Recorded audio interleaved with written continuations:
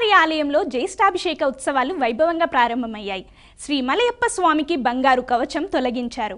మలయప్ప స్వామి వజ్ర కవచధారి అయి దర్శనమిచ్చారు. శాస్త్రోక్తంగా పంచామృత స్నపనం నిర్వహించారు. శ్రీవారి ఉత్సవమూర్తుల పరిరక్షణ కోసం ప్రతి ఏటా నిర్వహించే జ్యేష్ఠాభిషేకం కన్నుల పండుగగా ప్రారంభమైంది. జ్యేష్ఠ మాసంలో జ్యేష్ఠ నక్షత్రంతో ముగిసే విధంగా 3 రోజుల పాటు ఈ ఉత్సవాన్ని నిర్వహిస్తారు.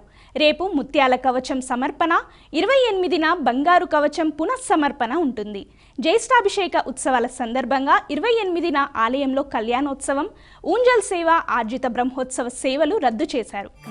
కుంకుమతో నియతారుణితా తులనీలతను కమలాయతలోచన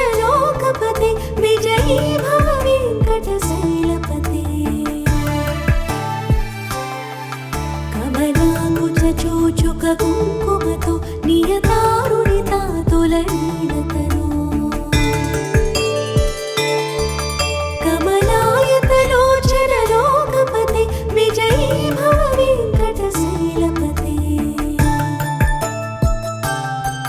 సచతుర్ముఖ షణ్ముఖ పంచముఖే ప్రముఖాఖిల దైవతమౌళిమనే శరణాగత